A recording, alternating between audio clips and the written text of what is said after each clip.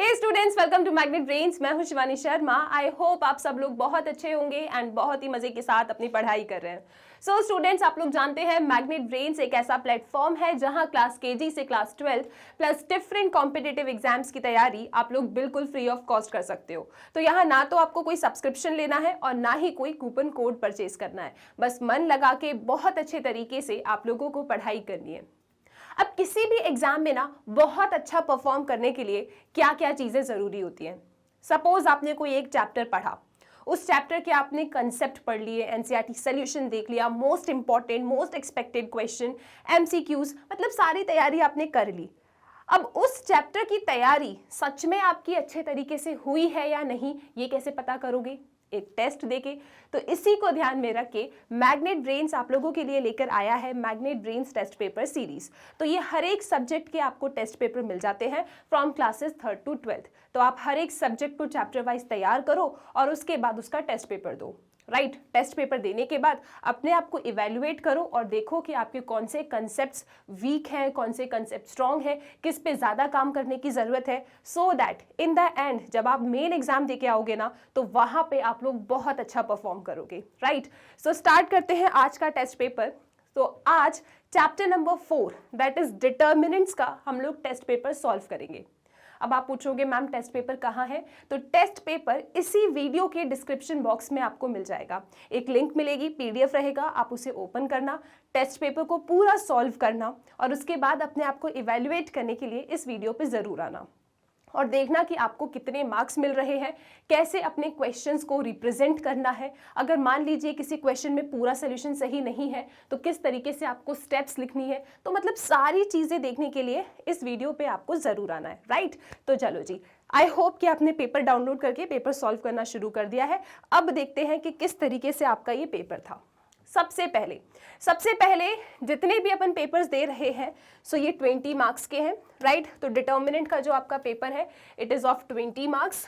ठीक है जी, यहाँ पे आपने कितना टाइम लगाया इस पेपर को सॉल्व करने पे, आप इस चीज़ को भी ध्यान में रखिएगा कि टोटल क्वेश्चंस 9 हैं, तो इन 9 क्वेश्चंस को सॉल्व करने में आपको कितना समय लगा। तो इससे क्या होगा, आपकी स्पीड भी इंक्रीज या इम्प्रूव करती रहेगी। ओके, तो सबसे पहले हमारे सामने 3 MCQ क्वेश्चंस थे। Question 1, question 2 and question 3 MCQ type के थे। 1 मार्क्स ईच आपका MCQ है। Question number 4 assertion reason type का क्वेश्चन है, ये भी 1 मार्क्स का है। Question number 5 and 6 very short answer type question है और ये 2 मार्क्स के हैं। क्वेश्चन नंबर 7 आपका शॉर्ट आंसर टाइप क्वेश्चन था और ये 3 मार्क्स का था।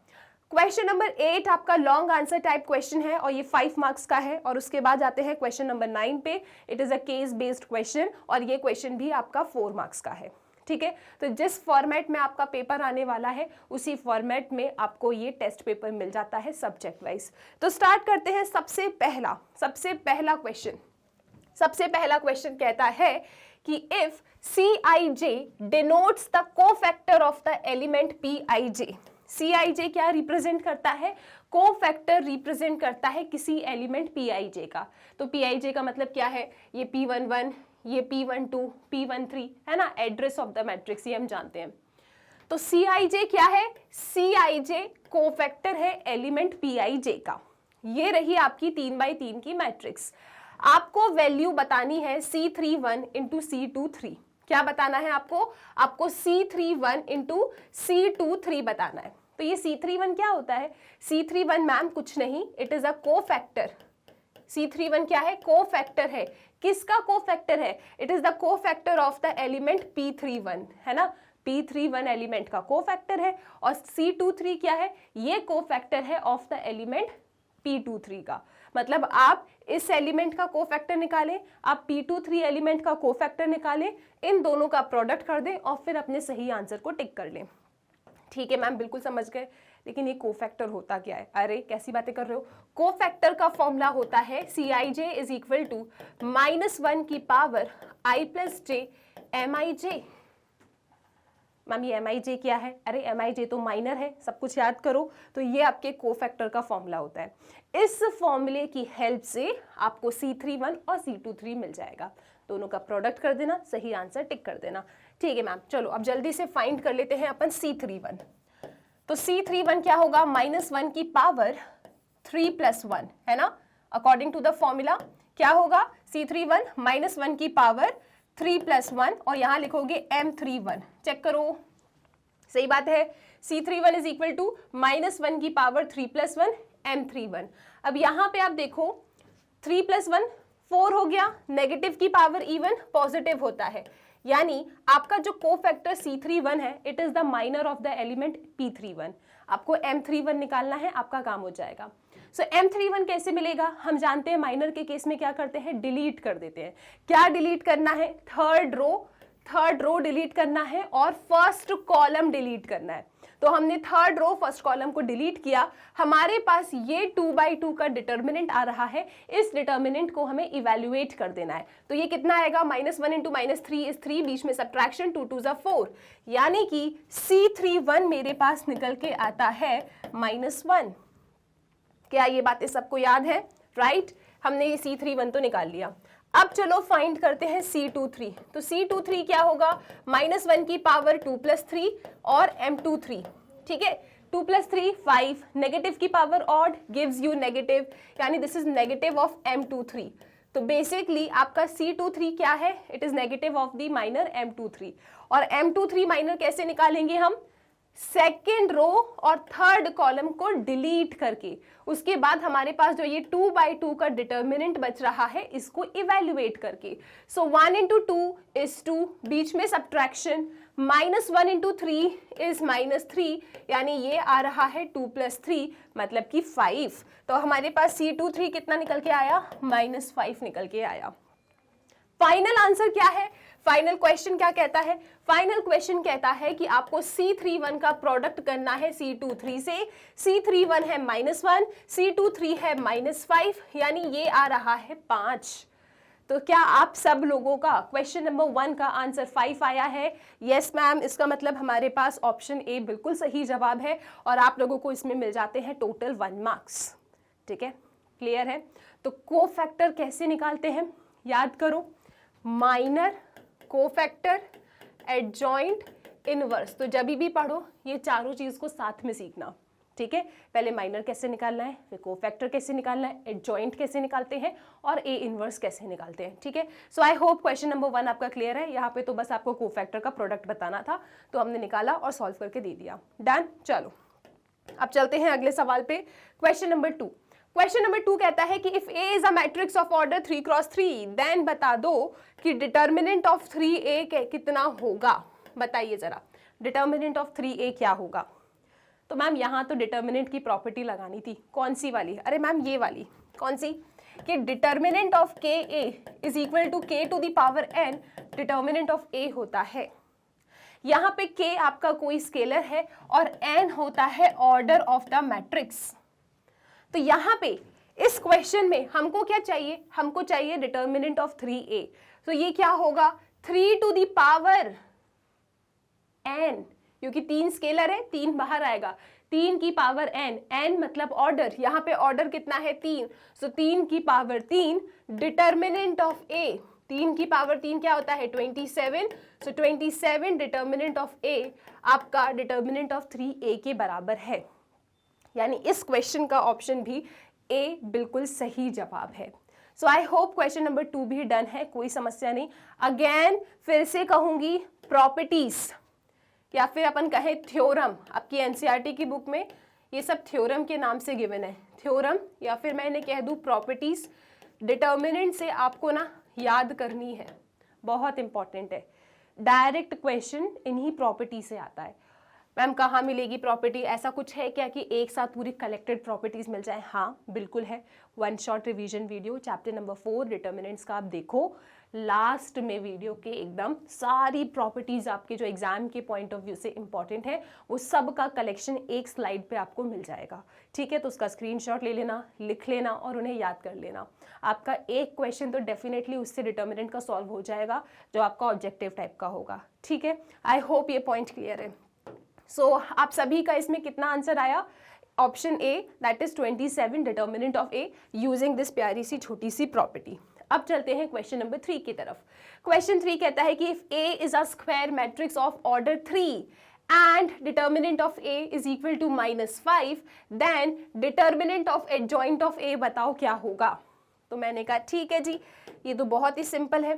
हमें इस क्वेश्चन में गिवन है कि A हमारे पास एक स्क्वायर मैट्रिक्स है जिसका ऑर्डर 3 है, डिटर्मिनेंट ऑफ A हमारे पास -5 है, determinant of adjoint of A हमको बताना है। तो मैंने कहा देखो जी, determinant of adjoint of A is equal to determinant of A की पावर n-1 होता है। ये तो छोटी सी प्यारी सी प्रॉपर्टी है, थ्योरम है, जो भी कहो, वो हमें याद है कि determinant of adjoint of A क्या होता है, डिटर्मिनेंट ऑफ A की पावर n-1। तो इनने हमसे determinant of adjoint of A ही पूछा है, हमारे पास ये रिजल्ट है। डिटर्मिनेंट ऑफ A कितना गिवन है, -5, तो -5 की पावर n-1, n मतलब ऑर्डर, कितना ऑर्डर है 3, सो 3 - 1, यानी कि ये आ रहा है -5 की पावर 2, इसका मतलब ये आ रहा है 25। So determinant of adjoint of A कितना निकल के आया, 25। तो इसमें तो अब हमें कोई समस्या है ही नहीं, ऑप्शन सी इस क्वेश्चन का बिल्कुल सही जवाब था। तो जस्ट इस एक प्रॉपर्टी के याद होने से आपने इस क्वेश्चन को पूरा सही टारगेट कर लिया। Okay, determinant of adjoint of A क्या होता है, determinant of A to the power n-1। हमारे पास सभी वैल्यूज थी, उनको सब्स्टिट्यूट किया, कैलकुलेशन किया और अपने सही आंसर तक हम पहुंच गए। डन। चलो अब आते हैं क्वेश्चन नंबर 4। एक असर्शन रीजन का क्वेश्चन है। असर्शन कहता है कि देखो, ये जो ट्राइंगल है ना, ट्राइंगल, ये बेसिकली डिटर्मिनेंट होता है, ठीक है। तो यहाँ पे डिटर्मिनेंट को हम रिप्रेजेंट इससे भी कर सकते हैं, ऐसे भी कर सकते हैं, या फिर इस तरीके से भी कर सकते हैं। तो ये सब डिटर्मिनेंट को ही रिप्रेजेंट करता है, ठीक है। चलो जी, so determinant is equal to होता है A11 A12, अच्छा A11 capital A11 plus A12 capital A12 plus A13 capital A13, where Aij is the cofactor of Aij। तो ये जो कैपिटल वाले हैं दे आर कोफैक्टर और ये आपके एलिमेंट है, ठीक है। ये छोटे छोटे क्या है, एलिमेंट है, और ये क्या है, कोफैक्टर है। तो इनका ऐसा कहना है कि अगर आप पहली रो के एलिमेंट का प्रोडक्ट पहले रो के कोफैक्टर से करो, एलिमेंट का, जैसे फॉर एग्जाम्पल ये मेरे पास एक एलिमेंट है A11, दिस इज A12, ये A13, ओके। ये मेरे पास है A21, this is A22, A23। ये क्या है, A31, दिस इज A32, और ये क्या है जी, A33। तो ये मेरे एलिमेंट्स रखे हैं, ठीक है। अब मैंने क्या किया, मैं जानती हूँ कोफैक्टर भी ना आपके हर एक एलिमेंट के कोफैक्टर्स निकाले जाते हैं। यहां मैंने पहली रो के एलिमेंट को लिया और पहली रो के एलिमेंट में ना पहले रो का कोफैक्टर का प्रोडक्ट कर दिया और फिर बाकी में सम कर दिया। मतलब first row element and first row cofactor का प्रोडक्ट किया, सम किया, और ये जो चीज है ना, ये मुझे डिटर्मिनेंट ऑफ A दे देता है। क्या ये बात सच है? जी हाँ, बिल्कुल ऐसा होता है। ये असर्शन का स्टेटमेंट तो बिल्कुल सही है। याद कीजिए, जो भी रो है, राइट, अगर फर्स्ट रो है तो फर्स्ट रो के एलिमेंट में फर्स्ट रो के कोफैक्टर्स का प्रोडक्ट का सम किया है तो आपको डिटर्मिनेंट की वैल्यू मिलती है। सेकेंड रो है, सेकेंड रो में सेकेंड रो के कोफैक्टर्स का प्रोडक्ट का सम किया है तो भी आपको डिटर्मिनेंट की वैल्यू मिलती है। थर्ड रो है और थर्ड रो में भी उसी के उस एलिमेंट के कोफैक्टर्स के प्रोडक्ट का सम किया है तो भी आपको डिटर्मिनेंट मिलता है। यानी जो रो है उसी रो के कोफैक्टर्स का प्रोडक्ट करोगे डिटर्मिनेंट मिलेगा। Same implies for column. यदि आपके पास पहला कॉलम के एलिमेंट है तो पहले कॉलम के एलिमेंट में पहले कॉलम के कोफैक्टर्स का प्रोडक्ट आपको क्या देगा? वो आपको डिटर्मिनेंट की वैल्यू देगा। दूसरे कॉलम में दूसरे कॉलम के कोफैक्टर्स का प्रोडक्ट करोगे तो भी डिटर्मिनेंट देगा। एंड सेम कहानी गोज विद तीसरा कॉलम। यानी कि जो रो है उसी रो के कोफैक्टर्स का प्रोडक्ट करो, जो कॉलम है उसी कॉलम के कोफैक्टर्स का प्रोडक्ट कर दो, सम कर दो, आपको डिटर्मिनेंट दे देगा। लेकिन मैम अगर पहली रो और पहली रो के हमने एलिमेंट ले लिए और तीसरी रो के हमने कोफैक्टर्स का प्रोडक्ट का सम किया तो हमें क्या मिलेगा? आपको शून्य मिलेगा, जीरो। अच्छा मैम, दूसरी रो ले लिया, दूसरी रो के एलिमेंट में पहली रो के कोफैक्टर्स का प्रोडक्ट का सम किया तो क्या मिलेगा? 0। अच्छा मैम, तीसरे कॉलम के एलिमेंट को ले लिया और पहले कॉलम के कोफैक्टर्स का प्रोडक्ट का सम कर दिया तो क्या मिलेगा? 0। इसका मतलब ये है जो भी रो है, जिस भी रो के एलिमेंट ले रहे हो उसी रो के कोफैक्टर्स का प्रोडक्ट का सम डिटरमिनेंट देगा। अगर पहली रो के साथ तीसरी रो के आपने तीसरी रो के कोफैक्टर्स का प्रोडक्ट का सम किया तो 0। मैम एक रो और एक कॉलम ले लिया तो कुछ भी नहीं पता, ठीक है। सो आई होप ये पॉइंट क्लियर है। तो हाँ, यहाँ पे तो ये बात बिल्कुल सच कह रहा है कि पहली रो के एलिमेंट थे और पहले ही कोफैक्टर्स का प्रोडक्ट का सम किया तो डिटरमिनेंट दे रहा है। अब रीजन भी पढ़ लेते हैं एक बार। रीजन कहता है कि sum of the products of the elements of any row with their corresponding cofactors determinant देता है। मैं चाहूं तो स्टेटमेंट को ऐसे भी रीड कर सकती हूं, sum of the products of elements of any column with their corresponding cofactor डेल देता है, ठीक है। अगर पहला कॉलम के एलिमेंट है तो पहले कॉलम के कोफैक्टर्स का सम ऑफ द प्रोडक्ट ले लो, डिटरमिनेंट देगा, ठीक है। पहला कॉलम तीसरा कॉलम ले रहे हो तो 0 मिलेगा, ठीक है। सो आई होप ये पॉइंट क्लियर है। ये हमने इतनी बार डिस्कस किया है ना कि अब मुझे लगता है कि इसमें किसी को कोई डाउट नहीं होगा। तो इसमें हमने देखा कि असर्शन भी सही है, रीजन भी बिल्कुल परफेक्ट है, मतलब A is true, R is true and R is the correct explanation for A, यानी आपका ऑप्शन A बिल्कुल बिल्कुल बिल्कुल सही जवाब है। अब ये वाला पैटर्न ना, ये इतना डिटेल में हमने इसका एक्सप्लेनेशन लिया है ना, चाहे वन शॉट वीडियो में हो, चाहे मोस्ट एक्सपेक्टेड में हो, आई थिंक हमने MCQ में भी डिस्कस किया है और ये टेस्ट पेपर में भी आ गया, तो इसको तो आपने ऐसे ही टिक कर दिया होगा और ये चीज़ आपको क्लियर है, राइट। सो यहाँ पे आपके 1 मार्क्स के क्वेश्चन कंप्लीट हो जाते हैं। सो आई होप कि अभी तक आपके टोटल 4 मार्क्स आए हैं और कोई गलती नहीं करी है किसी ने। अब चलते हैं क्वेश्चन नंबर 5 की तरफ। क्वेश्चन नंबर 5 कहता है कि देखो आपके पास ना एक 2x2 की मैट्रिक्स है, आप इसमें से A इनवर्स बता दो और शो कर दो कि ये चीज़ ऐसी होती है। तो मैंने कहा ठीक है भाई, 2x2 की मैट्रिक्स से A इनवर्स निकालना है। तो A इनवर्स निकालने का फॉर्मूला क्या है? A इनवर्स निकालने का फॉर्मूला होता है 1 determinant of A into adjoint of A, है ना जी। 1 determinant of A into adjoint of A आपको दे देता है A इनवर्स। तो चलो जरा पहले अपन एडजॉइंट ऑफ A निकालते हैं, है ना। A इनवर्स तक पहुंचने के लिए एडजॉइंट ऑफ A भी तो चाहिए। तो एडजॉइंट ऑफ A क्या होता है? देखो मैम, बेसिकली एडजॉइंट होता है ट्रांसपोज ऑफ कोफैक्टर मैट्रिक्स। लेकिन मैम क्योंकि ये 2x2 की मैट्रिक्स है तो हम ट्रिक लगाएंगे और 2 सेकंड में इसके एडजॉइंट तक पहुंच जाएंगे। अच्छा ठीक है, तो ट्रिक क्या है मैम? ट्रिक ये कहती है कि डायगोनल एलिमेंट्स अपनी पोजीशन को ना स्वैप करते हैं, यानी ये वहाँ ये इधर पहुंच जाएगा, ठीक है। और जो नॉन डायगोनल एलिमेंट्स है ना मैम, वो अपनी पोजीशन पे ही बैठते हैं, बस उनके साइन बदल जाते हैं। अगर नेगेटिव था तो पॉजिटिव, पॉजिटिव था तो नेगेटिव हो जाएगा, यानी ये रहा मेरे पास इसका एडजॉइंट। All good. तो मतलब हमने 2 मिनट में इसका एडजॉइंट बता दिया। येस, 2x2 की मैट्रिक्स है, ट्रिक लगाओ, क्वेश्चन उड़ाओ, ठीक है। अब चलते हैं डिटर्मिनेंट ऑफ ए। क्या मैम ये ट्रिक हम अपने CBSE के आंसर शीट में भी लगा सकते हैं अगर कोई क्वेश्चन ऐसा आया? येस, आप डेफिनेटली लगा सकते हो क्योंकि NCERT बुक में गिवन है। तो ये ट्रिक ऐसा नहीं कि अपन किसी और बुक से निकाल के फिर आपको बता रहे, नहीं, आपकी बुक NCERT में ही गिवन है, आप डायरेक्टली फाइंड कर सकते हो, ठीक है।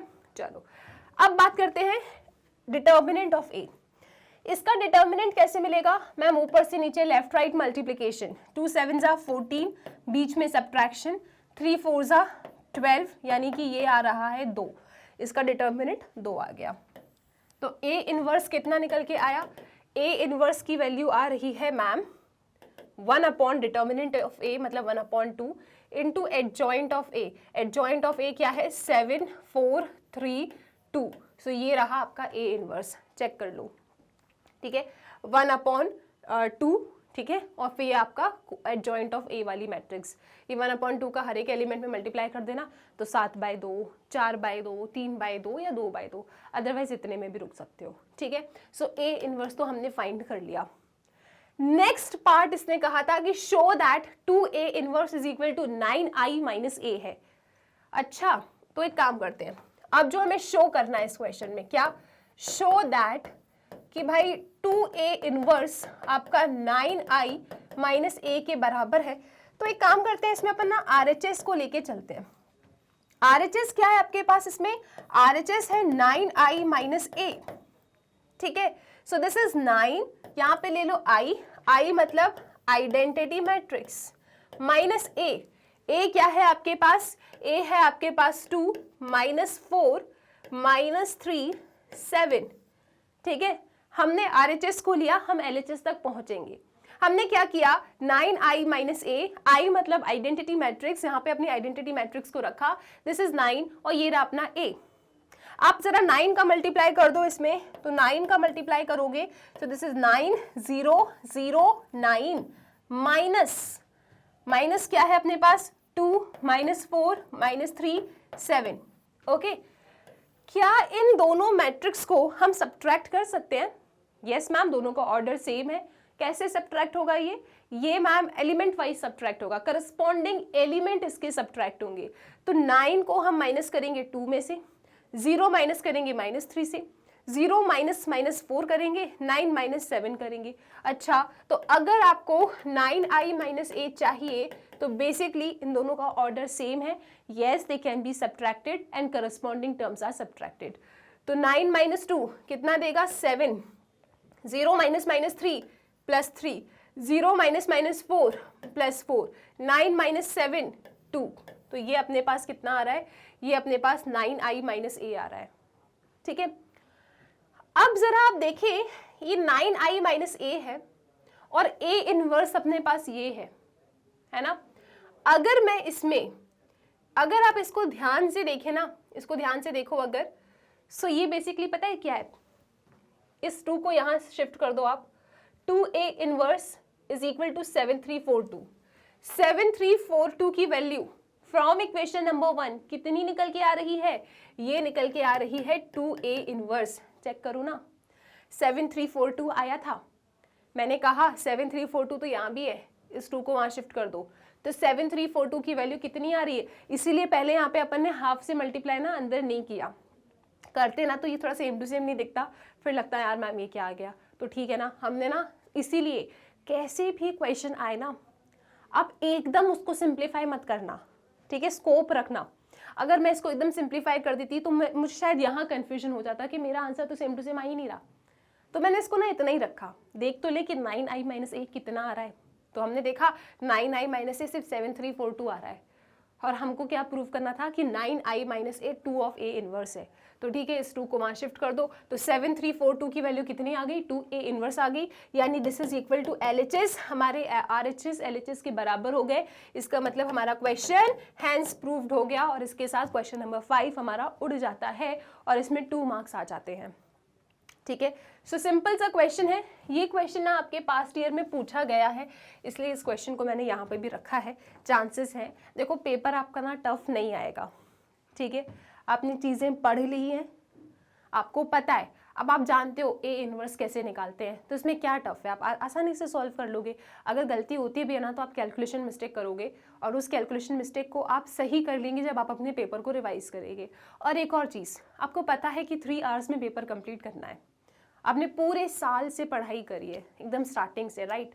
तो हम क्यों गलत करके आएंगे? हम एकदम ना पूरा ऑब्जर्व एकदम अच्छे तरीके से बैठेंगे अपने पेपर में, एक एक क्वेश्चन को स्टडी करेंगे, छोटी छोटी कैलकुलेशन को 2 बार वहीं रीचेक कर लेंगे सॉल्व करते टाइम, तो गलती होगी ही नहीं। वही कंसेप्ट है, उन्हीं कंसेप्ट पे क्वेश्चंस आने हैं। सो आई थिंक आपका पेपर बहुत अच्छा जाएगा, बस आप लोगों को एकदम अच्छे तरीके से अपने पेपर को देना है। जब पेपर दे रहे हो उस समय पे कुछ मत सोचना, भले ही ऐसा कोई एक आध क्वेश्चन ऐसा आ गया जो डायरेक्टली आपको ना समझ में आ रहा है, आप स्ट्रेस आउट उस क्वेश्चन के लिए नहीं होगे। बाकी जितने पेपर में क्वेश्चंस आपको आते हैं पहले उनको शांत दिमाग से टारगेट करोगे, उसके बाद लास्ट में उस क्वेश्चन पे जाना जो स्टार्टिंग में आपको नहीं समझ में आया, लास्ट में एकदम जब उसे सॉल्व करोगे ना तो देखना आप उस क्वेश्चन को भी क्रैक कर लोगे। तो ऐसा होता है पेपर में, एक आध क्वेश्चन डेफिनेटली एग्जाम में आते हैं जो थोड़े से हटके होते हैं, राइट, तो उन पे टेंशन नहीं लेना है, वो भी सॉल्व कर लोगे, लेकिन उससे पहले जितना आता है उसको अच्छे से सॉल्व करके आना है, ठीक है। So I hope question number 5 done है, इसका स्क्रीनशॉट लो, 2 मार्क्स का ये क्वेश्चन है। अब चलते हैं क्वेश्चन नंबर 6 की तरफ।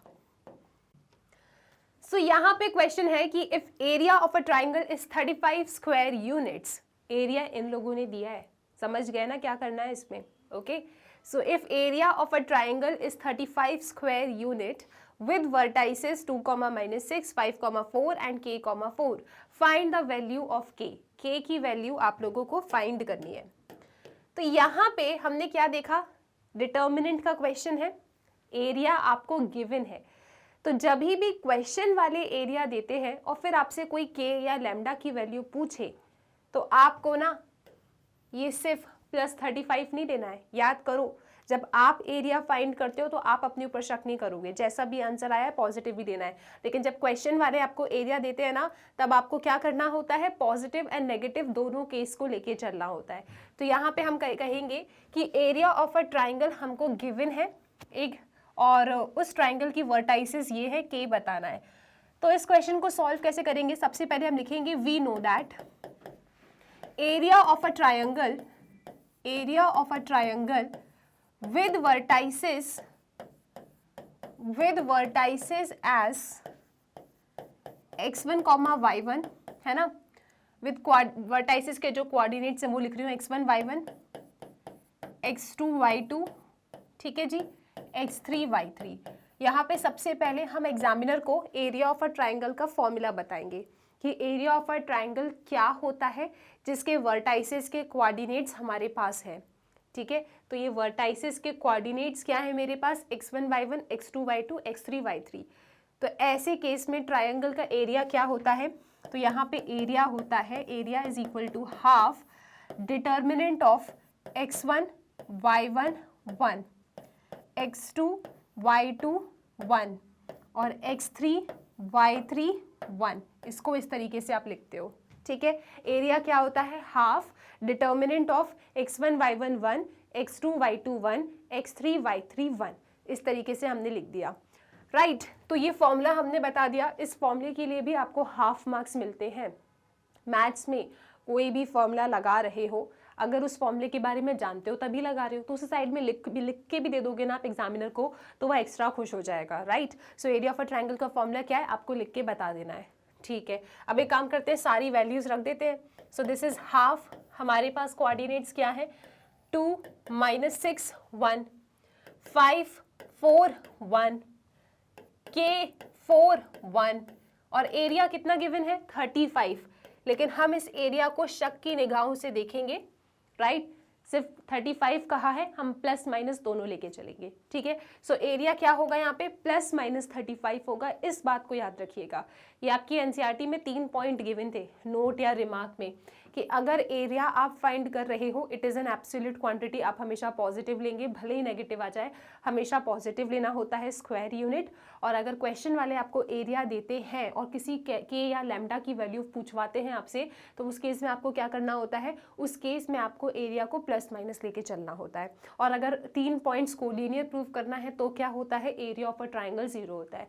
तो जो जो पॉइंट आपकी बुक में गिवन है, एकदम उसी के अकॉर्डिंग क्वेश्चन को सॉल्व करो। सो एरिया गिवन है, के की वैल्यू पूछ रहे हैं तो प्लस माइनस लेके चलेंगे। ये हाफ आपका वहां पहुंचेगा। सो दिस इज 2 5 के, यहाँ पे लिखोगे -6 4 4 1 1 1, तो ये बन जाएगा +-70। चेक कर लो एक बार, राइट। अब इस डिटर्मिनेंट को इवेल्युएट कर दो। तो हम तो हमेशा डिटर्मिनेंट को फर्स्ट रो के अलोंग एक्सपैंड करते हैं, क्योंकि साइन याद होते हैं, पॉजिटिव नेगेटिव पॉजिटिव। ठीक है, तो पहली रो पहले कॉलम को छुपाओगे, इंटरसेक्शन पे है 2 आपको लेना है पॉजिटिव, तो इन दोनों को छुपा दिया है। इस 2/2 डिटर्मिनेंट को इवेल्युएट करना है। 4 × 1 इज 4, -4 × 1 इज 4। बीच में सब्ट्रैक्शन आता है, पहली रो दूसरा कॉलम छुपेगा, यहाँ लिखा है -6, तो ये बन जाएगा +6। ठीक है जी, उसके बाद इनको हाइड करने पे हमारे पास 5k 1 1 डिटर्मिनेंट बच रहा है। इसको एक्सपैंड करो, 5 × 1 is 5, -1 × k is k। Okay, उसके बाद पॉजिटिव साइन है, तो यहाँ पे आप +1 ले लो और उसके बाद पहली रो तीसरे कॉलम को छुपा दो। So this is 5 4 20, -4 × k is 4k and this is +-70। Check करो, हमने बस अपने डिटर्मिनेंट को एक्सपैंड किया है।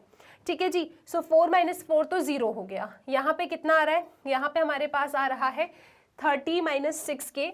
इसे एक्सपैंड करेंगे अगर, तो ये निकल के आ रहा है 6 5 30, सो 30 - 6k, 30 - 6k ओके फिर क्या है 20 minus 4k, 20 minus 4k is equal two plus minus 70। ये किसी को 9 तो नहीं लग रहा है? हाँ, ये 4 लिखा है मैंने, दिस इज 4k। ठीक है, अब बस इस इक्वेशन को आपको सॉल्व करना है। तो ये रहे मेरे पास टर्म्स। ओके जी, अब इसे बस एक प्लस माइनस कर दो, 30 plus 20 50 minus 10k is equal two plus minus 70। पहले प्लस का केस कंसिडर कर लो, तो ये 50 minus 10k is equal to 70 हो जाएगा, यानी minus 10k is equal to 70 minus 50, यानी कितना आ रहा है minus 10k is equal to 20, यानी k इज इक्वल टू -2 अपने पास आया। एक बार पॉजिटिव का केस लेके चले, अब एक बार आप इसमें नेगेटिव का केस लेके चलिए, तो कितना आएगा, this is 50 minus 10k is equal to -70, यानी minus 10k is equal to -70 minus 50, यानी minus 10k is equal to -120। Minus minus चला गया तो 10k इज इक्वल टू 120, यानी k इज इक्वल टू 12। तो इस क्वेश्चन में हमारे पास k की वैल्यू कितनी आ रही है 12, और हमारे पास k की वैल्यू कितनी आ रही है -2, तो k की दो वैल्यू आ रही है 12 और -2। तो इस तरीके से आपको अपने इस क्वेश्चन को टारगेट करना था। ठीक है जी, क्लियर है? तो यहाँ पे सबसे पहले आप फॉर्मूला लिख के दिखा देना, क्योंकि देखो आप जानते हो तो बिल्कुल लिख के दिखाओ, इसके भी मार्क्स होते हैं, राइट। उसके बाद एरिया गिवन था, तो जब भी गिवन है प्लस माइनस लेके चलोगे, हाफ को यहाँ शिफ्ट किया, 2/2 डिटर्मिनेंट को हमने एक्सपैंड कर दिया, एक्सपैंड करके थोड़ा सिंप्लीफाई किया, फिर पॉजिटिव का केस लिया, नेगेटिव का केस लिया। अगर पूरा क्वेश्चन सही किया, दोनों वैल्यूज आपने बताई हैं, तभी जाके आप इसमें टोटल 2 मार्क्स दोगे, और इस तरीके से क्वेश्चन कंप्लीट होता है। फॉर्मूलेस लिखने की हैबिट बना लो, ठीक है, इंपॉर्टेंट है, एक अच्छा इंप्रेशन पड़ता है एग्जामिनर पे, राइट। चलिए अब चलते हैं क्वेश्चन नंबर 7 की तरफ। तो क्वेश्चन नंबर 7 आपका 3 मार्क्स का क्वेश्चन है। ये कहता है कि if A is equal to, आपके पास एक 2/2 की मैट्रिक्स है, ठीक है, आपको शो करना है a² - 5a + 7i = 0। पहले आप ये शो करो और उसके बाद आप लोग A इनवर्स फाइंड करो, ठीक है। तो A हमारे पास 2/2 की मैट्रिक्स है, सबसे पहले हमें ये शो करना है कि a² - 5a + 7i = 0 है, और फिर हमें A इनवर्स बताना है। तो यहाँ पे लिखा है एक शब्द हेंस। हेंस का मतलब क्या है कि भाई देखो जी, पहले ये प्रूव कर दो और उसके बाद इसकी हेल्प से, इस इक्वेशन की हेल्प से आप A इनवर्स निकालो। हेंस फाइंड A इनवर्स, इसका मतलब क्या है, इस इक्वेशन की हेल्प से आपको A इनवर्स निकालना है। आपको यहाँ पे adjoint of A divided by determinant of A का फॉर्मूला नहीं लगाना, इस इक्वेशन की हेल्प से ही निकालना है A इनवर्स, ठीक है। अब ये कैसे होगा, चलो जी इस पर जरा वर्क करते हैं। सबसे पहले हमारे पास जो ये मैट्रिक्स गिवन है, हमें प्रूव करना है कि this equation is equal to 0, पहले ये शो करना है। तो इसमें क्या क्या है, a² है, 5a है और 7i है। तो सबसे पहले a² फाइंड कर लेते हैं, ठीक है। a² क्या होगा, a² होगा a इंटू a, हमारे पास a क्या है 3 - 1 1 2, इसका प्रोडक्ट हमें इसी से लेना है, 3 - 1 1 2, दोनों ही स्क्वायर मैट्रिक्स है सेम ऑर्डर का, तो यस इनका मल्टीप्लिकेशन पॉसिबल है, ठीक है जी। मल्टीप्लाई कर देते हैं, पहली रो पहला कॉलम 3 3 ज़ा 9, बीच में प्लस का साइन, 1 × -1 इज -1। पहली रो दूसरा कॉलम 3 × 1 इज 3 + 1 × 2 इज 2। दूसरी रो पहला कॉलम -1 × 3 इज -3, बीच में प्लस, 2 × -1 इज -2, तो यहाँ पे ऐसा आ गया। फिर दूसरी रो दूसरा कॉलम -1 × 1 इज -1 प्लस 2 2 ज़ा 4, ठीक है जी। ये हमने इस तरीके से प्रोडक्ट निकाला। कैसे प्रोडक्ट निकालते हैं, पहली रो पहला कॉलम एलिमेंट वाइज मल्टीप्लिकेशन, बीच में एडिशन, उसके बाद पहली रो दूसरा कॉलम, जैसे ही सारे कॉलम फिनिश हो जाएं फिर आप रो को स्विच करेंगे, दूसरी रो पहला कॉलम, दूसरी रो दूसरा कॉलम, इस तरीके से आपने मल्टीप्लाई किया। तो मेरे पास a² कितना आया, यहीं पे ठीक कर लेते हैं अपन, 9 - 1 8, -3 - 2 -5, 3 + 2 5, -1 + 4 + 3, तो ये आपका a² आ गया। अब इस इक्वेशन का ना हम LHS लेके चलते हैं लेफ्ट हैंड साइड, ये रहा LHS, ठीक है। सो LHS में है a स्क्वायर माइनस 5a प्लस 7i। तो हमने कहा चलो जी सारी वैल्यूज को रखते हैं और देखते हैं क्या आ रहा है। a स्क्वायर कितना आया, अभी हमने फाइंड किया 8 माइनस 5, दिस इज 5 और 3, ये रहा a स्क्वायर माइनस 5, उसके बाद a क्या है अपने पास 3 minus 1 1 2, okay, plus 7i, i मतलब आइडेंटिटी मैट्रिक्स 1 0 0 1। तो ये कितना निकल के आ रहा है, सॉल्व करो इसको। दिस इज 8 माइनस 5 5 3, यहाँ पे माइनस 5 है, 5 का मल्टीप्लाई करो, 5 3 ज़ा 15 माइनस 5 5 1 ज़ा 5 5 2 ज़ा 10 प्लस 7 का मल्टीप्लाई करो, 7 1 ज़ा 0 0 7 1 ज़ा 7।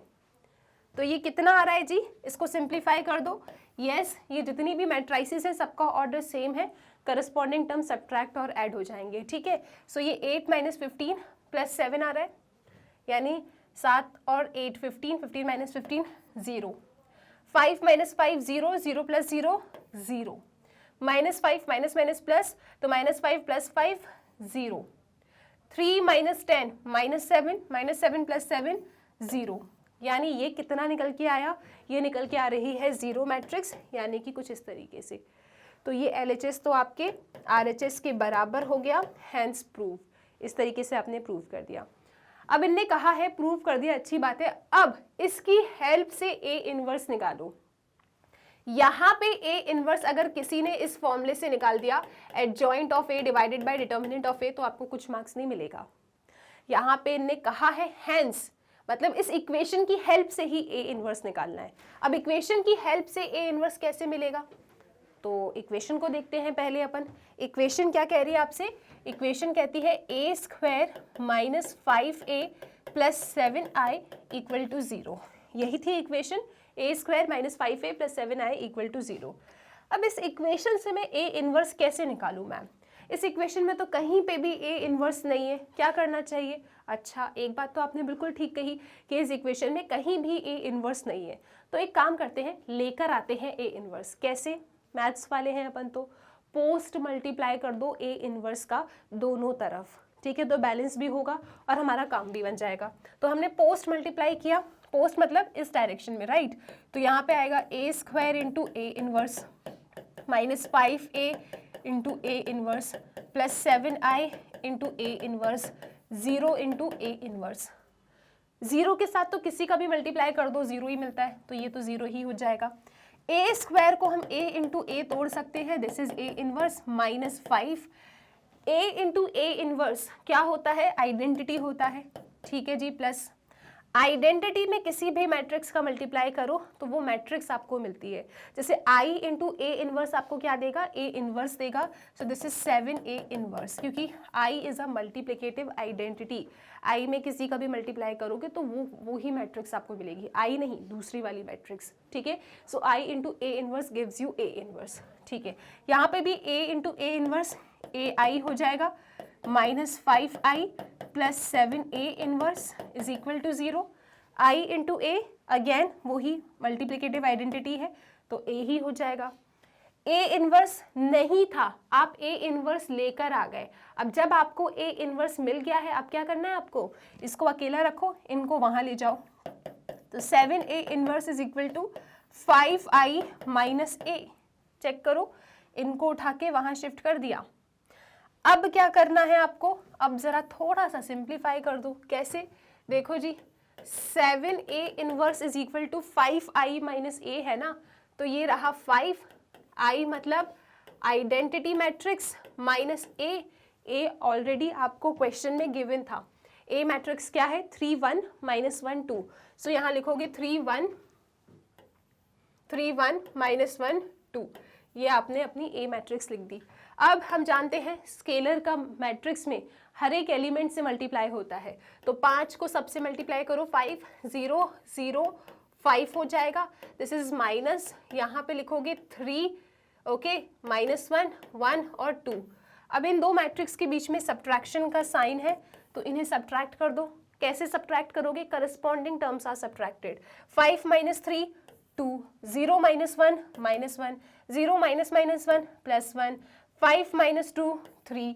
तो ये अपने पास आ रहा है 7a इनवर्स। हमको तो सिर्फ a इनवर्स चाहिए, तो 1/7 यहाँ पे शिफ्ट कर दो और ये रही आपकी मैट्रिक्स, ठीक है, -1 3। तो ये क्या आ गया आपका? a इनवर्स आ गया। इस तरीके से जब भी इक्वेशन आपको इक्वल टू 0 प्रूव करना है उसके बाद लिखते हैं हेंस फाइंड a इनवर्स, यानी कि उस इक्वेशन की हेल्प से आपको a इनवर्स तक पहुंचना है। वेरी इंपॉर्टेंट क्वेश्चन, ठीक है। सो ये क्वेश्चन 3 मार्क्स का था, यहाँ से लेके यहाँ तक 1.5 मार्क्स का है, ठीक है।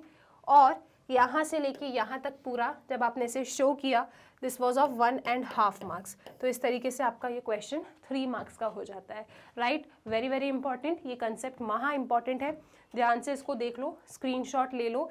एनसीईआरटी में आई थिंक एक्सरसाइज 4.5 में इस टाइप के भर भर के क्वेश्चंस हैं, राइट। तो अच्छे से सॉल्व करना, एक क्वेश्चन डेफिनेटली आपके पेपर में आएगा। और अगर सही प्रूव किया है, ये कंसेप्ट समझ गए हो तो खुश हो जाओ, नहीं समझे तो एक बार फिर समझ लो इसको और इसकी तैयारी अच्छे से कर लो, क्योंकि डेफिनेटली पेपर में आना है इसको। डन। चलिए जी, अब देखेंगे अपना next question, that is question number 8, और वो कितने मार्क्स का है? सो ये क्वेश्चन है आपका 5 मार्क्स का। यहाँ पे क्या करना है आपको? सॉल्व करना है इन सिस्टम ऑफ इक्वेशन को, ठीक है, इन सिस्टम ऑफ इक्वेशन को आपको सॉल्व करना है। सो डेफिनेटली डिटर्मिनेंट मेथड से सॉल्व करोगे आप इसको। लेकिन यहाँ पे ना एक प्रॉब्लम है। प्रॉब्लम क्या है कि डिनोमिनेटर के अंदर रखे हैं वेरिएबल। इसी पैटर्न का क्वेश्चन आपने क्लास 10th में एक्सरसाइज 3.6 में सॉल्व किया था। क्लास 10th में आई थिंक आपका एक चैप्टर था ना, linear equation in 2 variables, right. So वहाँ पे एक एक्सरसाइज थी 3.6 जहाँ पे आपने बहुत सारी सिस्टम ऑफ इक्वेशंस को सॉल्व किया था। उसमें एक इस पैटर्न का क्वेश्चन भी था कि अगर डिनोमिनेटर में वेरिएबल होता है तो हम कुछ करते थे। क्या करते थे? 1/x को u लेते थे, 1/y को v, और 1/z है तो उसको w ले लेंगे। फिर ये सिस्टम ऑफ इक्वेशन कुछ अलग तरीके से लिखी जाएगी, राइट। तो जिस तरीके से एकदम स्टैंडर्ड फॉर्मेट में आपने सिस्टम ऑफ इक्वेशंस को देखा था वैसे ये बन जाएगी।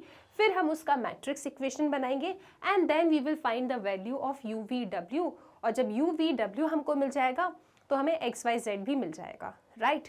तो जब भी डिनोमिनेटर में x y z हो तो आप डायरेक्टली अपनी मैट्रिक्स इक्वेशन मत बनाना, पहले इन सिस्टम ऑफ इक्वेशन को थोड़ा अच्छा बनाना पड़ेगा। कैसे अच्छा बनाओगे? इसको आप अच्छा बनाओगे इस तरीके से, 1/x को आप u ले लेना, 1/y को आप v ले लें, और 1/z को आप w ले लेना, ठीक है। सो हमने क्या कहा आपसे कि 1/x u ले लो, 1/y v ले लो, और 1/z को w ले लो। जब आपने ऐसा किया तो ये सिस्टम ऑफ इक्वेशन कैसी बन जाएगी? 2u है ना, 1/x u हो गया तो 2u, प्लस 1/y v है तो 3v, प्लस 1/z w है तो 10w इज इक्वल टू 4। इसी तरीके से यहाँ पे भी 1/x u है तो 4u, -6 1/y v है तो -6v, प्लस 1/z क्या है? w, तो 5w इज इक्वल टू 1। ऐसे ही 1/x क्या है? u, तो 6u, प्लस 1/y v है तो 9v, प्लस माइनस का साइन है तो minus, this is 20, 1/z w है तो ये 20w हो जाएगा इज इक्वल टू 2। तो इस तरीके से आपकी system of equation u v w के फॉर्मेट में आपको दिखने लगेगी। अब आप मैट्रिक्स इक्वेशन बना लेना। तो इसकी मैट्रिक्स इक्वेशन क्या बनेगी? सबसे पहले आप लेंगे कोएफिशिएंट मैट्रिक्स। तो कोएफिशिएंट मैट्रिक्स क्या है यहाँ पे? u v w के कोएफिशिएंट्स, दैट इज 2 3 10। फिर क्या है? 4 -6 5। फिर क्या है? 6 9 -20। तो ये रही आपकी कोएफिशिएंट मैट्रिक्स। चेक करो एक बार, 2 3 10 2 3 10, 4 -6 5 4 -6 5, 6 9 -20। ये हमने कोएफिशिएंट मैट्रिक्स लिख दिया। इसके बाद हम बनाएंगे वेरिएबल वाली मैट्रिक्स। यहाँ पे वेरिएबल्स क्या हैं? वेरिएबल्स हैं u v एंड w। तो ये रही मेरी वेरिएबल मैट्रिक्स, और उसके बाद इज इक्वल टू के इस साइड वाली मैट्रिक्स, और उसमें क्या लिखा है 4 1 2, तो हमने एज इट इज 4 1 2 अपने कॉलम मैट्रिक्स के फॉर्मेट में लिख दिया। ओके तो सबसे पहले आपने मैट्रिक्स इक्वेशन, मतलब ये जो इक्वेशंस गिवन थी इनको स्टैंडर्ड फॉर्मेट में लिखा, राइट। उसके बाद आपने यहाँ पे ए एक्स और B coefficient matrix, X matrix और बी मैट्रिक्स लिख दी। हमें इसे सॉल्व करना है, तो हम जानते हैं कि अब इसे सॉल्व कैसे करेंगे, मैट्रिक्स इक्वेशन की हेल्प से। आप लोग इसे इस फॉर्मेट में लिखेंगे A X equal to B, हमको x की वैल्यू चाहिए, तो x क्या होगा a inverse into B. b तो हमारे पास है लेकिन a इनवर्स नहीं है, और a इनवर्स का फॉर्मूला होता है 1 upon determinant of a into adjoint of a। यानी सबसे पहले हमें यहाँ पे डिटर्मिनेंट ऑफ a निकालना होगा, एडजॉइंट ऑफ a निकालना होगा। जब हम इससे डिवाइड करेंगे तब हमें a इनवर्स मिलेगा, और फिर a इनवर्स का b से मल्टीप्लाई करेंगे तब हमें हमारे x मतलब u v w की वैल्यू मिलेगी, और उसके बाद हमें x y z की वैल्यू मिलेगी। ठीक है, तो एक काम करते हैं, सबसे पहले determinant of a he find कर लेते हैं। तो डिटर्मिनेंट ऑफ a क्या है अपने पास 2 3 10, तो लिखो यहाँ पे 2 3 10। फिर क्या है अपने पास 4 - 6 5, तो ये लिखा 4 - 6 5। फिर क्या है 6 9 - 20, सो दिस इज 6 9 - 20। चलो जी इसे एक्सपेंड कर दें अपन। कैसे एक्सपेंड करेंगे, फर्स्ट रो के अलोंग, क्योंकि साइन याद होते हैं पॉजिटिव नेगेटिव पॉजिटिव। तो यहाँ पे आएगा दिस इज 2, इसको छुपाओ, 6 0 0, 6 2 12 यानी कि 120, माइनस 5 9 45 -3। उसके बाद फर्स्ट रो सेकेंड कॉलम को छुपाओ, 4 इंटू -20 -80, बीच में सब्ट्रैक्शन, 6 5 30। उसके बाद +10 ब्रैकेट ओपन कीजिए, पहली रो लास्ट कॉलम को हाइड कर लो, यहाँ पे हमने +10 लिखा, 4 9 36, बीच में सब्ट्रैक्शन का साइन, 6 6 36, तो 36 और 36 पॉजिटिव हो जाएगा क्योंकि माइनस माइनस प्लस हो जाता है। ठीक है, 4 9 36, बीच में सब्ट्रैक्शन, -6 × 6 इज -36, तो पॉजिटिव 75। ठीक है, 120 में से 45 गया, 75 75 इंटू 2 कर लो आप लोग, सो दिस इज 2 5 10, 2 7 14, 150, तो ये आ रहा है 150 माइनस, अभी ज़रा यहाँ पे देखें आप 80 और 30 है, तो ये कितना हो जाएगा 80 90 100 110, -110 इंटू -3, मतलब 110 में 3 का मल्टीप्लाई कर दो, 3 0 3 1 3 1 यानी कि +330 आ रहा है ये। ठीक है, 36 और 36 72 इंटू 10 इज 720, तो ये कितना निकल के आया अपने पास, इनको ज़रा ऐड करो, 720 330 और 150, सो 0 5 6 7, ओके, और 10। ठीक है, सो ये आ रहा है 7 3 10 11 12 1200, 1200 आ रहा है डिटर्मिनेंट की वैल्यू। डिटर्मिनेंट की वैल्यू कितनी आ रही है, 1200 आ रही है। चलो जी ठीक है, इसका मतलब इसमें यूनिक सोल्यूशन है क्योंकि डिटर्मिनेंट की वैल्यू नॉट इक्वल टू 0 है। It is coming out to be 1200, इसका यूनिक सोल्यूशन है और इसका इन्वर्स एग्जिस्ट करेगा। ठीक है, डिटर्मिनेंट ऑफ ए तो पता चल गया, अब हमें एडजॉइंट ऑफ ए निकालना है। एडजॉइंट ऑफ ए निकालने के लिए हमें कोफैक्टर्स निकालने होंगे, तो सबसे पहले हर एक एलिमेंट का कोफैक्टर निकालो आप, A11। आप लोग जानते हैं कोफैक्टर का फॉर्मूला होता है Aij इज इक्वल टू -1 की power i + j into Mij। ठीक है, ये कोफैक्टर का फॉर्मूला होता है। ये Mij क्या है, आपका माइनर है, i + j। अगर पावर इवन होती है तो पॉजिटिव का साइन आएगा, है ना, और अगर आपकी पावर ऑड है, कैसी पावर है, ऑड है, तो नेगेटिव का साइन आता है। ऐसे ही याद कराया था, इवन पॉजिटिव ऑड नेगेटिव। तो अगर पावर इवन है तो ये पॉजिटिव हो जाएगा, अगर ये पावर ऑड है तो ये नेगेटिव हो जाएगा। ठीक है, अब बात करते हैं हर एक एलिमेंट का कोफैक्टर निकालेंगे, A11। सो A11 क्या बनेगा अकॉर्डिंग टू दिस फॉर्मूला, -1 की पावर 1 + 1, 1 + 1 क्या है 2, पावर इवन है यानी पॉजिटिव का साइन आएगा, और यहाँ पे इनटू में जाएगा M11।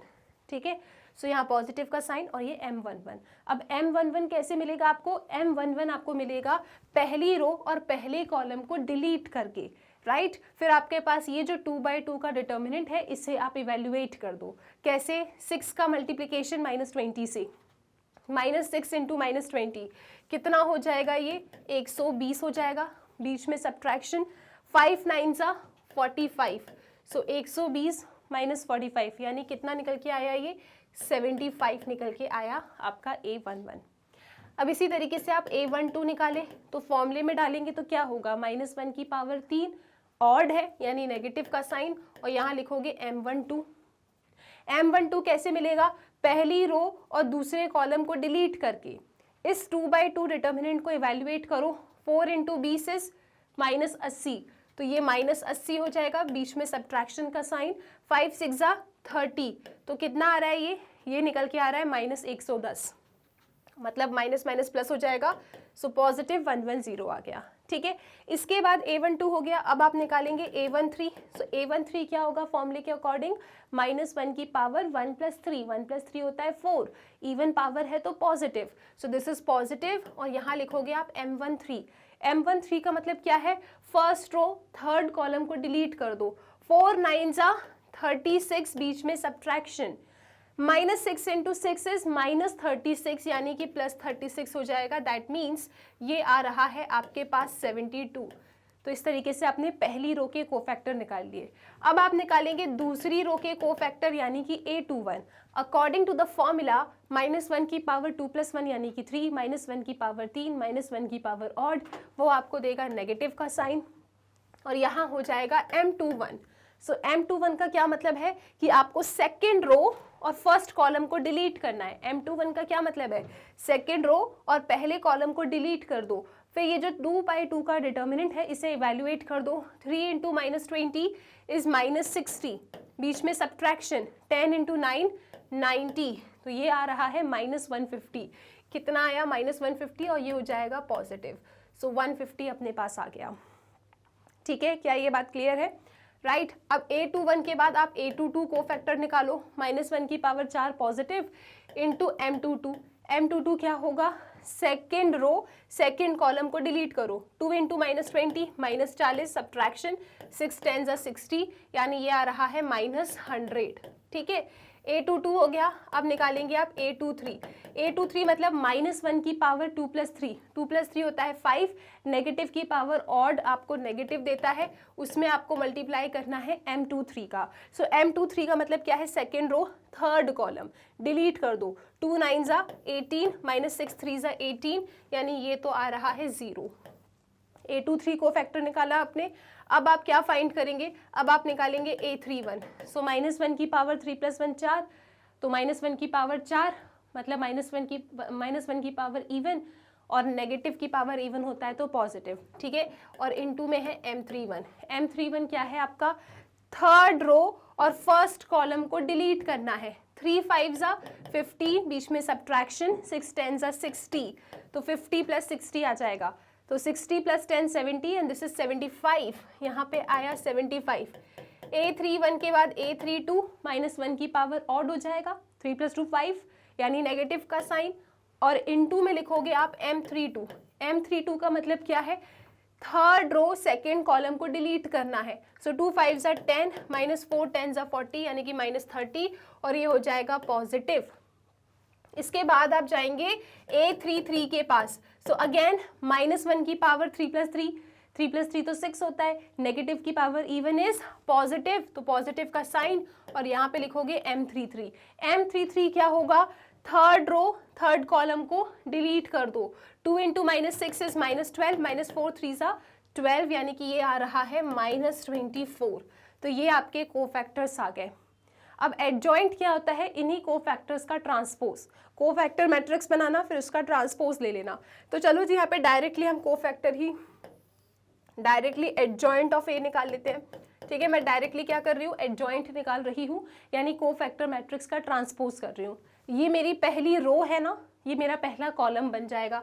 सो दिस इज 75, यहाँ पे लिखेंगे 110 एंड 72।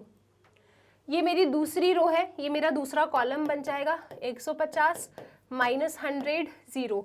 ये तीसरी रो है, तीसरा कॉलम बन जाएगा, 75 30 और -24। ये मेरे पास एडजॉइंट ऑफ ए आ गया। एडजॉइंट ऑफ ए है, डिटर्मिनेंट ऑफ ए है, इसको इससे डिवाइड कर दूंगी तो मुझे ए इनवर्स मिल जाएगा। ठीक है, तो चलो चलते हैं आगे। सो ये रहा ए इनवर्स का formula, adjoint of A divided by determinant of A. तो एडजॉइंट ऑफ ए ये लिखा है and that is your determinant of A. ठीक है, हमें सॉल्व करना था सिस्टम ऑफ इक्वेशन को। हम सब जानते हैं मैट्रिक्स इक्वेशन थी ax इक्वल टू बी, और इसमें से x कैसे आता है, x आता है a इनवर्स इंटू बी करने पे। सो x हमारे पास है, b हमारे पास है, अब हमारे पास a इनवर्स b है। बस a इनवर्स का मल्टीप्लिकेशन कर दो b में, आपको x that is u v w के वैल्यूज पता चल जाएंगे। ठीक है, तो यहाँ पे चलो मल्टीप्लाई कर लेते हैं अपन। तो दिस इज x, x का मतलब क्या था, u v w, ठीक है जी, is equal to a inverse. a inverse क्या है, 1/1200। a इनवर्स में क्या क्या एलिमेंट है, 75, 110, 72, 150, -100, 0, फिर क्या है 75, 30, -24। इसका मल्टीप्लिकेशन किससे करना है आपको, b से, और b के अंदर क्या था, b हमारी एक कॉलम मैट्रिक्स थी और इसके अंदर था 4 1 2। ठीक है, सो यहाँ पे लिख दोगे आप 4 1 2, दिस इज 4 1 2। इन दोनों का करना है मल्टीप्लिकेशन। क्या ये दोनों मैट्राइसेस मल्टीप्लाई हो सकती है, यस मैम। इसका ऑर्डर है 3 क्रॉस 3, इसका ऑर्डर है 3 क्रॉस 1, तो इसका दूसरा इसका पहला सेम है, यस मल्टीप्लिकेशन पॉसिबल है। और मल्टीप्लाई करने के बाद जो आपको मैट्रिक्स मिलेगी उसका ऑर्डर क्या होगा, 3 क्रॉस 1 होगा। ठीक है, तो चलो जी मल्टीप्लाई कर देते हैं अपन। अभी आप लोग 1/1200 से कोई बातें नहीं करोगे, सिंपल इन दो मैट्रिक्सेस का मल्टीप्लिकेशन करना है। तो पहली रो पहला कॉलम 75 इंटू 4, 4 5 ज़ा 20, 4 7 ज़ा 28, सो ये 300 हो जाएगा। बीच में प्लस का sign, 150 into 1 is 150, plus 75 into 2, 2 5 ज़ा 10, 2 7 ज़ा 14, 150। ठीक है जी, तो पहली रो पहला कॉलम मल्टीप्लाई कर दिया। इसके बाद तो कोई कॉलम है नहीं, तो अब आप दूसरी रो पे जाएंगे और पहले कॉलम से एलिमेंट वाइज करेंगे मल्टीप्लिकेशन। सो दूसरी रो पहला कॉलम 110 इंटू 4, 440, -100 प्लस 60। ओके जी, खत्म हो गया। अब तीसरी रो पहला कॉलम 4 2 ज़ा 8, 4 7 ज़ा 28, 1 0 ज़ा 0, माइनस 2 4 ज़ा 8, 2 2 ज़ा 4। बस ये प्लस माइनस कर दो, मल्टीप्लिकेशन हो गया आपका। तो ये कितना आ रहा है, 150 150 300, यानी ये निकल के आया 300 प्लस 300 दैट मीन्स 600। ठीक है जी, ये कितना आ रहा है, -100 प्लस 60 कितना होता है, -40 होता है। सब्ट्रैक्ट कर दो आप, तो ये निकल के आ रहा है 400। So this is coming out to be 400। उसके बाद इनको देखो ज़रा, 288 में से 48 चला गया, सो कितना आया 0 4 240, तो ये आ रहा है 240। अब आपको क्या करना है, 1/1200 से हर एक एलिमेंट में मल्टीप्लाई कर देना है। ठीक है जी, तो ये आएगा 600/1200, चेक करो 600/1200 कितना हो गया, 2 0 से 2 0 चले गए, 6 1 ज़ा 6 2 ज़ा मतलब 1/2। 400/1200 तो 400/1200 कितना होगा, 2 0 से 2 0 गया, 4 1 ज़ा 4 3 ज़ा यानी 1/3। राइट, फिर क्या अपने पास 240/1200, सो 240/1200 कितना होगा, ये 1 0 से 1 0 गया, यहाँ पे कट कर लो, 2 1 ज़ा 2 2 ज़ा 4, 2 6 ज़ा 12 0, 12 1 ज़ा 12 5 ज़ा यानी 1/5। तो इस तरीके से जब आपने कैंसिल आउट किया तो इस तरीके से आपको एलिमेंट मिल रहे हैं 1/2, 1/3, 1/5। ये किसकी वैल्यूज़ हैं, यहाँ पे इज इक्वल टू में लिखा है u, v और w। ठीक है जी, अब कंपेयर कर लो आप, तो आपको यहाँ से u कितना मिलेगा 1/2, आपको यहाँ से v कितना मिलेगा 1/3, क्योंकि दो मैट्रिक्स के बीच में इक्वालिटी का साइन है, corresponding terms will be equal, दोनों का ऑर्डर सब कुछ सेम है। और w कितना आ रहा है, w आ रहा है 1/5। अगर यहीं पे रुक गए ना तो मज़ा नहीं आएगा, क्योंकि इन्हें एक्स वाई जेड कहा था, आपने यू वी डब्ल्यू फाइंड किया है, तो मैम कैसे निकलेगा एक्स वाई जेड। तो देखो ना, आपने यहाँ पे कुछ अजम्पशन किया था, क्या कि 1/x यू है, 1/y वी है, 1/z w है। तो चलो जी सॉल्व करते हैं अपन। यहाँ पे हम लिखेंगे कि देखो भाई 1/x को हमने कहा था u, 1/x is equal to u, और u की वैल्यू कितनी आई हमारे पास, u की वैल्यू आई है 1/2। तो हम लिख देंगे यहाँ पे this is equal to 1/2, this implies x की वैल्यू कितनी आ गई, 2 आ गई। ठीक है। इसके बाद हमने कहा था कि 1/y तो v है, ठीक है, मतलब 1/y इज इक्वल टू 1/3, क्योंकि v हमारा 1/3 आया है। तो यहाँ से सिंप्लीफाई करोगे तो y कितना आया, y आपका 3 आ गया। इसके बाद 1/z को हमने w कहा था, ठीक है, तो 1/z is equal to w की वैल्यू कितनी आई है 1/5, तो यहाँ पे लिखोगे इज इक्वल टू 1/5, ठीक है। सिंप्लीफाई किया तो z कितना आ गया, 5 आ गया। यानी x की वैल्यू आ रही है 2, y की वैल्यू आ रही है 3 और z की वैल्यू आ रही है 5। Very important question, miscellaneous exercise में ये क्वेश्चन गिवन है, तो ये क्वेश्चन आपके पेपर में आ सकता है। कैलकुलेशन भी यहाँ पे थोड़ी सी बड़ी है, देखो 1200 आ रहा है डिटर्मिनेंट, ठीक है, इस तरीके की वैल्यूज़ हैं। तो ये इस टाइप के क्वेश्चंस ना मज़े आती है एग्जामिनर को देने में, राइट। तो ये इंपॉर्टेंट क्वेश्चन है, बहुत इंपॉर्टेंट क्वेश्चन है। और साथ ही साथ ना यहाँ पे ये 10th की नॉलेज भी लगी है कि अगर डिनोमिनेटर में वेरिएबल्स हैं तो ऐसे कैसे सॉल्व करना है। आप डायरेक्टली मत सॉल्व करना है इसको, ठीक है। आप 1/x को u, 1/y को v और 1/z को w लेना, जैसे 10th क्लास में करते थे। इक्वेशन बनी, उसकी मैट्रिक्स इक्वेशन, कोएफिशिएंट मैट्रिक्स वगैरह लिखोगे आप लोग। उसके बाद नॉर्मल जो आपको पता है ax इक्वल टू b होता है, तो x कैसे आएगा, ठीक है। डिटर्मिनेंट ऑफ a निकालो, को फैक्टर वहाँ फॉर्मूलेस लिखे, एक एक को फैक्टर निकालना ही पड़ेगा, अच्छे से चेक करना, even, positive, odd, negative, then minor निकाला, ठीक है। उसके बाद एडजॉइंट ऑफ a आ गया, को फैक्टर मैट्रिक्स लिखते हैं, उसके बाद ट्रांसपोज करते हैं, तब एडजॉइंट मिलता है। मैंने डायरेक्टली ट्रांसपोज करके अपना एडजॉइंट लिख दिया, ठीक है जी। इतना काम किया। उसके बाद a इन्वर्स के फॉर्मूले को रखा, x की वैल्यू कैसे आती है उसे रखा, a इन्वर्स और b का प्रोडक्ट निकाला हमने अच्छे से। फिर यहाँ पे 1/1200 अंदर मल्टीप्लाई किया, बिकॉज इट इज स्केलर, सबसे मल्टीप्लाई होगा। कंपेयर किया, हमें u v w की वैल्यू आ गई, लेकिन हमें तो x y z चाहिए था, तो हमने कहा ठीक है ना, 1/x u था, कंपेयर करते गए, x2 y3 और z हमारे पास 5 आ गया। इस तरीके से आप लोगों ने इस क्वेश्चन को टारगेट किया, right. It's very very important, 5 marks का क्वेश्चन है, पेपर में आ सकता है, ठीक है। अब चलते हैं अगले सवाल पे, that is last question of this test paper. ये लास्ट क्वेश्चन एक केस स्टडी क्वेश्चन है, 4 मार्क्स का है। केस स्टडी क्या कहता है आपसे, सो Manjeet wants to donate a rectangular plot of land for a school in his village। तो प्लॉट कैसा है उसका, प्लॉट है रेक्टेंगुलर, ठीक है, रेक्टेंगुलर प्लॉट है अपने पास, ये रहा। इस रेक्टेंगुलर प्लॉट को मंजीत विलेज वालों को देना चाहता है, ठीक है। Manjeet wants to donate a rectangular plot of land for a school in his village, ठीक है जी। So when he was asked to give the dimensions of the plot, he told that if its length is decreased by 50 meter, breadth is increased by 50 meter, then its area will remain same।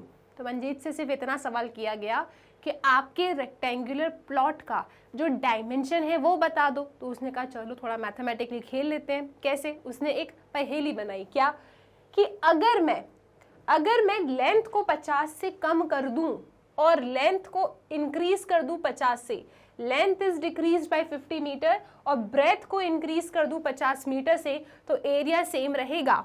But if length is decreased by 10 meter and breadth is decreased by 20 meter, then its area will decrease by इतना metre square. अब आप खुद पता लगा लो कि क्या dimension है rectangular plot का। मैंने आपको मैथमेटिकल 2 स्टेटमेंट दे दी, इस तरीके का कुछ काम हुआ। फिर पहला क्वेश्चन कहता है कि form the equations of a given situation in matrix form. ये जो भी इक्वेशन आपके सामने आएगी इसे मैट्रिक्स फॉर्म में लिख के दिखाओ। फिर सेकंड पार्ट कहता है कि using matrix method, okay, find the area of rectangular field. Rectangular field का एरिया भी बता दो। तो हमने कहा सबसे पहले तो डायमेंशंस पता करने पड़ेंगे। तो एक काम करते हैं, नॉर्मली मान लीजिए कि जो लेंथ है उस रेक्टेंगुलर प्लॉट की जो लेंथ है वो x मीटर है, ठीक है, और इस रेक्टेंगुलर प्लॉट का जो ब्रेथ है that is equal to y meter. Breadth कितना है, y मीटर। ये ओरिजिनल हो गया, ठीक है। सो यहाँ पे लिख लेते हैं अपन कि let length of rectangular plot be x meter, ठीक है, x मीटर है, and breadth of rectangular plot be y meter. तो भाई एरिया क्या होगा इसका, एरिया ऑफ रेक्टेंगुलर प्लॉट। इस रेक्टेंगुलर प्लॉट का कोई मुझे एरिया बताएगा? मैम लेंथ x है, ब्रेथ y है, तो एरिया ऑफ अ रेक्टेंगल होता है लेंथ इनटू ब्रेथ, यानी कि xy हो जाएगा। ठीक है, so area of rectangular plot is xy। अब मंजीत ने क्या बोला, अब जरा मंजीत की बात सुनते हैं और इक्वेशंस बनाते हैं। So when he was asked to give the dimensions of the plot, he told that if its length is decreased by 50 meter, length is decreased by 50 meter and breadth is increased by 50 metre, तो भाई area तो same रहता है। अच्छा, यानी area length और breath के ऊपर उसने टिप्पणी करी है, और हम जानते हैं area of a rectangle length into breadth होता है। तो ये कह रहा है कि अगर लेंथ को 50 मीटर से कम कर दें, लेंथ ओरिजिनल कितनी है x है, ठीक है, सो अगर मैं लेंथ को 50 मीटर से कम कर दूं और ब्रेथ मतलब y को मैं 20 मीटर नहीं 50 मीटर से इंक्रीज कर दूं, तो जो एरिया है ना मेरे प्लॉट का वो सेम रहता है। हमने कह दिया था कि let the length be x and breadth be y। फिर वो क्या कह रहा है कि अगर मैं लेंथ को डिक्रीज कर दूं 50 से, ब्रेथ को इंक्रीज कर दूं 50 से, तो एरिया सेम रहता है। सेम रहता है मतलब ओरिजिनल एरिया क्या है, xy, तो इज इक्वल टू xy से कंपेयर किया। ठीक है, फिर दूसरा केस क्या कहता है वो, दूसरा केस वो कहता है कि but if length is decrease by 10 meter, अगर लेंथ को 10 मीटर से डिक्रीज कर दे और ब्रेथ को 20 मीटर से डिक्रीज कर दे, तो एरिया डिक्रीज हो जाएगा, एरिया डिक्रीज हो जाएगा 5300 से। अगर लेंथ डिक्रीज कर रहा है, ब्रेथ डिक्रीज कर रहा है, तो एरिया भी डिक्रीज कर रहा है। तो मैंने कहा ठीक है, लेंथ हमने लिया है x से, लेंथ डिक्रीज कर रहा है 10 मीटर से, और ब्रेथ भी क्या कर रहा है, डिक्रीज कर रहा है, लेकिन कितने मीटर से, 20 मीटर से। तो जो एरिया है उसके रेक्टेंगुलर प्लॉट का ना, वो 5300 मीटर स्क्वायर से डिक्रीज कर जाता है। तो ये लो जी, हमने इक्वेशन बना ली। ठीक है, अब इस इक्वेशन को मैट्रिक्स फॉर्मेट में लिखना है। तो मैट्रिक्स फॉर्मेट में जाने से पहले हम इस इक्वेशन को ना जरा स्टैंडर्ड फॉर्मेट में कन्वर्ट कर दें।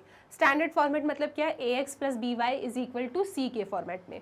तो कैसे कन्वर्ट करेंगे, यहाँ पे मल्टीप्लाई कर दो, x into y is xy, x into 50 is 50x, ठीक है, minus 50 into y is minus 50y, minus 50 into plus 50, so this is minus 5 5 25 और 2 0, ठीक है, 5 5 25 और 2 0 is equal to xy।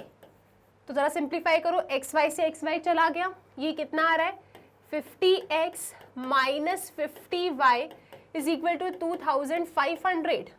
50 common ले लो, so x minus y is equal to 2500 divided by 50, तो 0 से 0 गया, 5 1 जा 5 5 से 25 0, तो कितना आ रहा है आपके पास, पहली equation x minus y is equal to 50, this is my first equation. Okay, दूसरी इक्वेशन क्या होगी, इसको सॉल्व करो, x into y is xy, x into minus 20 minus 20x, minus 10 into y minus 10y, minus 10 into minus 20 plus 200 is equal to xy minus 5300। तो xy से xy तो उड़ गया, ठीक है, this is minus 20x minus 10y is equal to minus 5300 minus 200, ठीक है जी, xy से xy तो चला गया, minus 20x minus 10y is equal to this. तो ये कितना आ रहा है, ये आ रहा है माइनस 5500, माइनस और 10 यहाँ से कॉमन ले लो, तो ये बनेगा 2x plus y is equal to 550। ये आपके पास दूसरी इक्वेशन आ गई, लेकिन इन इक्वेशंस को आपको मैट्रिक्स फॉर्मेट में लिखना है। तो कैसे लिखेंगे, पहले इक्वेशन को लेके चलते हैं। इक्वेशन क्या है मेरे पास, x minus y is equal to 50, और दूसरी इक्वेशन दी 2x plus y is equal to 550, ठीक है। सबसे पहले कोएफिशिएंट मैट्रिक्स बनाओ। कोएफिशिएंट क्या होता है, एक्स वाई के कोएफिशिएंट्स, राइट, कोएफिशिएंट मैट्रिक्स में आएगा 1 माइनस 1, 2 और 1। उसके बाद वेरिएबल वाली मैट्रिक्स को कॉलम के फॉर्मेट में लिखो, क्या वेरिएबल्स है एक्स वाई, और उसके बाद अपनी आंसर वाली मैट्रिक्स को बी के फॉर्मेट में लिखो, वो आपकी कॉलम मैट्रिक्स होगी, and that is equal to 50 और 550। ठीक है, हमने सबको लिख दिया यहाँ पे। एक बार मैट्रिक्स इक्वेशन को चेक कर लो आप लोग, 1 - 1 2 1 50 और 550। ठीक है जी, सबको लिख दिया। अब मैट्रिक्स इक्वेशन होती क्या है? मैट्रिक्स इक्वेशन होती है Ax इक्वल टू बी, तो इसको इस फॉर्म में रिप्रेजेंट करना है। A क्या है आपके पास 1 2 -1 1, x क्या है आपके पास एक्स वाई कॉलम के फॉर्मेट में, और b क्या है आपके पास, b है 50 550। तो अगर ये आपने सही कर दिया पूरा तो आपको मिल जाएगा 1 मार्क्स। इस तरीके से पूरा टारगेट करना था इस क्वेश्चन का जो पहला पोर्शन था। ठीक है, अब इस क्वेश्चन का सेकंड पार्ट आपसे क्या कह रहा है उसको रीड करते हैं अपन। Using matrix method find the area of a rectangular field. तो ये जो रेक्टेंगुलर फील्ड है ना, इस रेक्टेंगुलर फील्ड का आपको एरिया निकालना है। तो मैट्रिक्स मेथड से एरिया कैसे निकालने वाले हो मैम? मैट्रिक्स मेथड से हम ये डायमेंशंस निकाल लेंगे, और जैसे ही हमारे पास डायमेंशन आ जाएंगे मैट्रिक्स मेथड से, फिर हम area is equal to length into breadth होता है, उस फॉर्मूले को लगाएंगे तो हमें एरिया मिल जाएगा। अच्छा ठीक है, अब इस क्वेश्चन के सेकंड पार्ट पे अपन आ जाते हैं। फर्स्ट पार्ट तो पूरा क्लियर है, डन। अब सेकंड पार्ट पे हमें चलना है, तो इसके लिए हम लिखेंगे सेकंड पोर्शन। हम लोग जानते हैं कि matrix equation Ax equal to B होती है, यानी x इज इक्वल टू होगा A इनवर्स इंटू बी, है ना। हमको अगर एक्स वाई चाहिए तो हमें यहाँ से, क्योंकि एक्स वाई बेसिकली कहाँ से आया है, इस x के अंदर ही तो है, तो अगर ये चाहिए तो A इनवर्स का b से मल्टीप्लाई करना पड़ेगा। A इनवर्स तो मेरे पास नहीं है, b मेरे पास है, तो कोई समस्या नहीं है। A इनवर्स हम फाइंड कर सकते हैं। We have the formula 1 upon determinant of A into adjoint of A। तो सबसे पहले तो अपनी A मैट्रिक्स को पकड़ो जरा, that is your coefficient matrix. आपकी कोएफिशिएंट मैट्रिक्स क्या आई थी? 1 - 1 2 1, 1 - 1 2 1, ये आपकी A मैट्रिक्स है। क्योंकि ये 2x2 की मैट्रिक्स है तो हम बहुत ज़्यादा खुश हो गए, क्योंकि हमें यहाँ पे कोई कोफैक्टर्स नहीं निकालना। हमारे पास ट्रिक है। ट्रिक क्या कहती है कि जो ये डायगोनल एलिमेंट्स हैं ये अपनी पोजीशन को इंटरचेंज कर लेते हैं, नॉन डायगोनल एलिमेंट्स वहीं बैठते हैं, बस उनके साइन पलट जाते हैं। नेगेटिव है तो पॉजिटिव हो जाएगा, पॉजिटिव है तो नेगेटिव हो जाएगा। ठीक है जी, तो ये लो, खुशी खुशी में एडजॉइंट ऑफ ए मिल गया आपको।